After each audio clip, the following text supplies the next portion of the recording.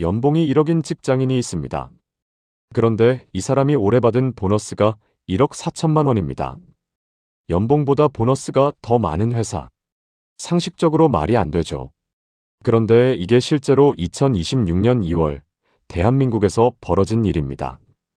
기본급의 2,964%를 성과급으로 쏜 회사가 있거든요. 더 놀라운 건 이 회사가 불과 10년 전만 해도 업계 만년 2등이었다는 겁니다. 20년간 취업 선호도 1위를 독주하던 삼성전자를 처음으로 꺾은 회사. 도대체 SK하이닉스에 무슨 일이 벌어진 걸까요? 오늘 영상에서는 세 가지 이야기를 다뤄보겠습니다. 첫째, SK하이닉스가 어떻게 삼성전자를 제치고 대학생 선호 기업 1위에 올랐는지.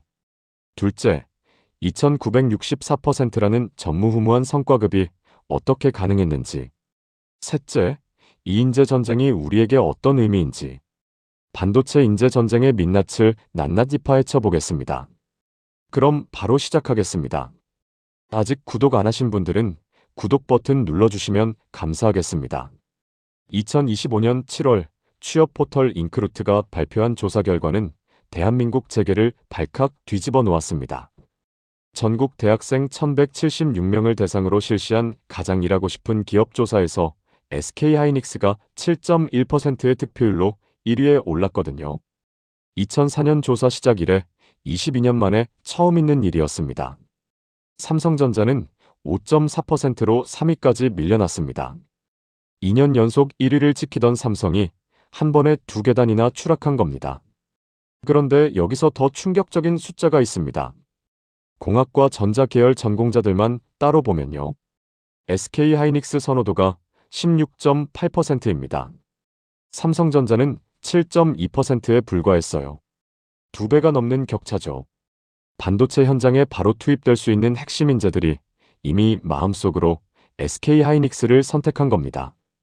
남성 구직자 기준으로 봐도 SK하이닉스가 9.3%, 삼성전자가 5.2%였습니다. 이공계 인재 시장에서 완전히 판이 뒤집힌 거예요. 이 역전극은 오래가지 않았습니다. 2025년 12월 진학사 캐치 조사에서는 CJ올리브영이 20%로 1위를 차지하고 SK하이닉스는 15%로 2위로 내려앉았습니다. 그리고 2026년 2월 최신 조사에서는 삼성전자가 11.7%로 다시 1위를 탈환했어요. SK하이닉스는 8.3%로 2위가 됐죠. 불과 7개월 만에 1위와 2위가 2번이나 바뀐 겁니다. 이건 단순한 순위 변동이 아닙니다. 두 거인이 벌이는 치열한 인재 전쟁의 현장인 거죠. 숫자는 거짓말을 하지 않습니다. SK하이닉스가 왜 대학생들의 마음을 사로잡았는지 데이터로 증명해 보겠습니다. 2025년 SK하이닉스의 영업이익은 약 47조 원입니다. 사상 최대 실적입니다. 이게 어느 정도 규모냐면요. 강남 아파트 평균 시세가 25억 원 정도 합니다. 47조 원이면 강남 아파트 1만 8천 채를 살 수 있는 돈이에요. 이 어마어마한 이익이 직원들에게 어떻게 돌아갔을까요? 기본급의 2,964%. 이 숫자가 뭘 의미하는지 풀어드릴게요. SK하이닉스는 연봉을 20개월로 쪼개서 매달 기본급을 지급합니다. 연봉이 1억이면 기본급은 500만 원이에요. 여기에 2,964%를 곱하면 1억 4,820만 원입니다. 연봉이 1억인 사람이 보너스로 1억 5천만 원 가까이 받는 거예요. 연봉보다 보너스가 더 많은 현상이 벌어진 겁니다. 이게 가능했던 이유가 있습니다. 2024년 하반기에 노사가 합의한 새로운 성과급 체계 때문이에요. 기존에는 성과급 상한선이 1000%였습니다. 아무리 회사가 잘 벌어도 기본급의 10배까지만 줄 수 있었죠. 그런데 이 상한선을 아예 없애버렸어요. 그리고 영업이익의 10%를 통째로 성과급 재원으로 삼기로 한 겁니다.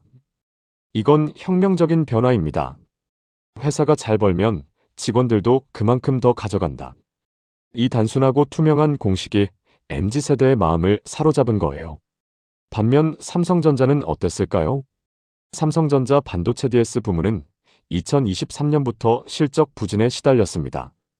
HBM 시장에서 SK하이닉스에 뒤처지면서 성과급도 기대에 못 미쳤죠. 더 큰 문제는 성과급 산정 방식을 두고 노사 갈등이 터졌다는 겁니다. 노조는 영업이익의 20%를 요구했고 사측은 기존 방식을 고수했어요. 이 갈등이 외부로 알려지면서 삼성전자의 채용 브랜드 이미지에 타격이 갔습니다. 실제로 지난 3년간 삼성전자 핵심 인력들이 SK하이닉스로 이직하는 현상이 두드러졌는데요. 이들이 꼽은 이직 이유는 딱 두 가지였습니다. 조직 문화와 성과급, 돈만의 문제가 아니었던 거예요. 그렇다면 SK하이닉스는 어떻게 이런 파격적인 보상이 가능했을까요? 첫 번째 이유는 HBM 시장에서의 압도적 지배력입니다. HBM이 뭔지 쉽게 설명드릴게요. 여러분 컴퓨터에 램이라는 게 있죠. 프로그램을 빠르게 돌리려면 램이 커야 합니다.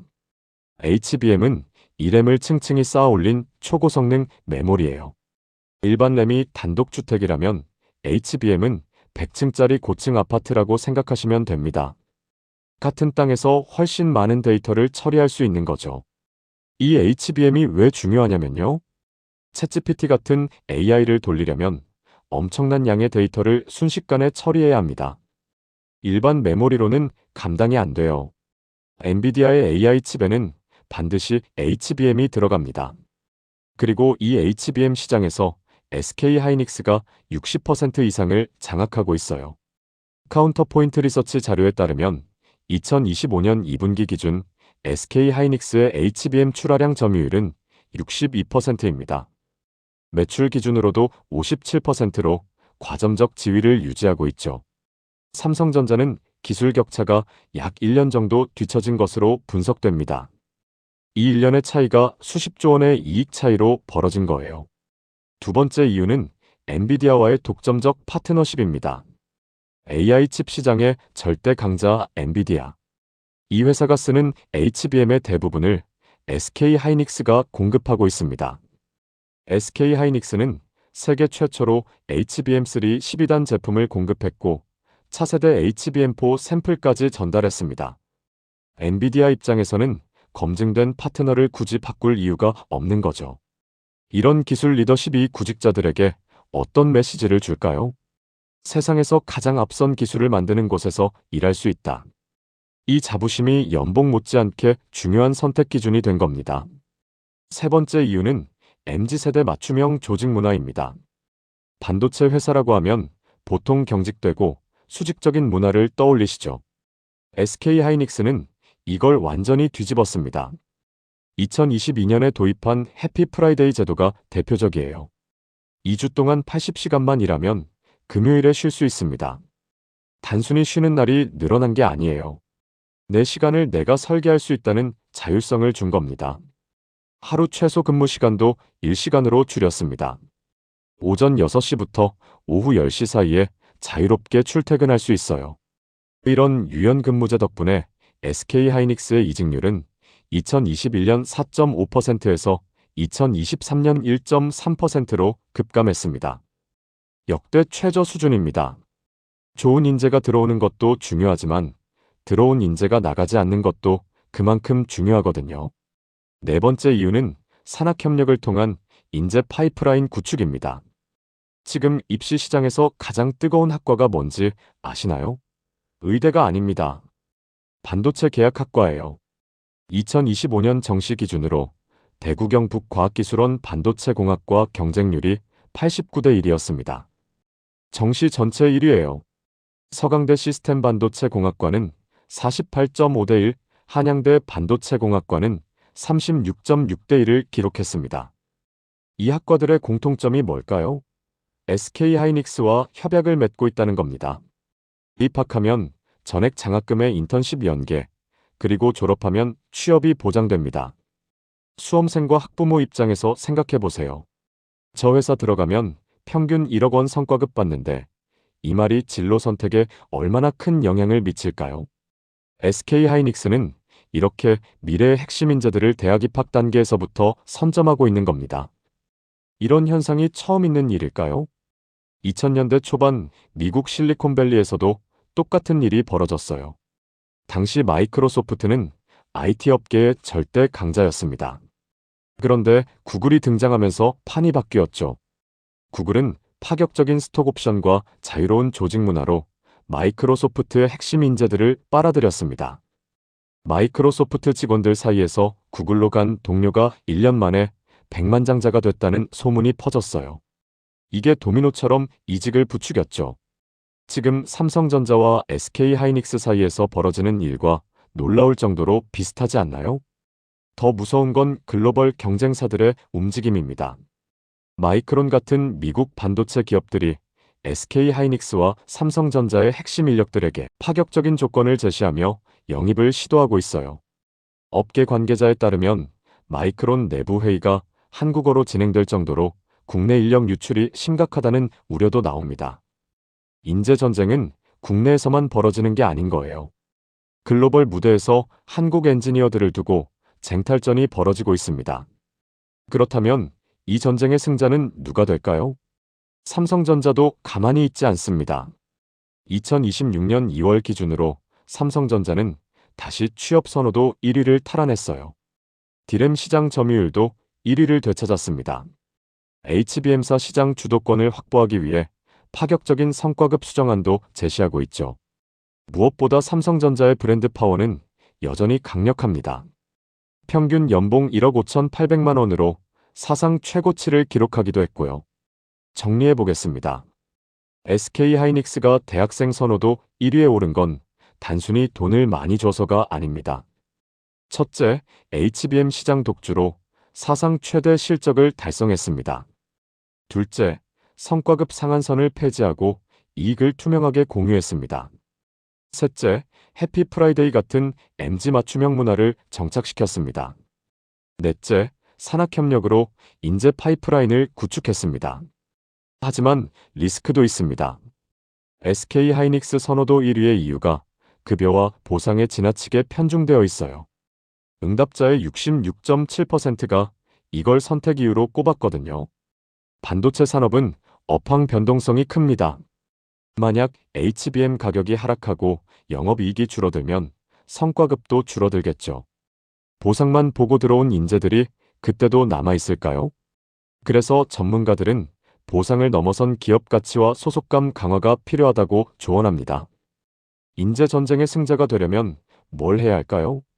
여러분이 기업의 인사 담당자라면 이 세 가지를 기억해 두시면 좋겠습니다. 하나, 성과를 투명하게 공유하는 보상 체계를 만들어야 합니다. MZ세대는 회사가 잘 되면 나도 잘 되는 구조를 원합니다. 둘, 자율성을 보장하는 조직 문화가 필요합니다. 시간과 공간의 유연성이 핵심이에요. 셋, 기술 리더십을 통한 자부심을 제공해야 합니다. 최고의 기술을 만든다는 자부심은 돈으로 살 수 없는 가치거든요. 여러분은 취업할 때 어떤 기준으로 회사를 선택하시나요? 연봉인가요? 조직 문화인가요? 아니면 기술력인가요? 댓글로 의견 공유해 주시면 감사하겠습니다. 오늘 영상은 여기까지입니다. 긴 영상 시청해 주셔서 감사합니다. 구독과 좋아요 한 번씩만 눌러주시면 정말 크나큰 도움이 됩니다.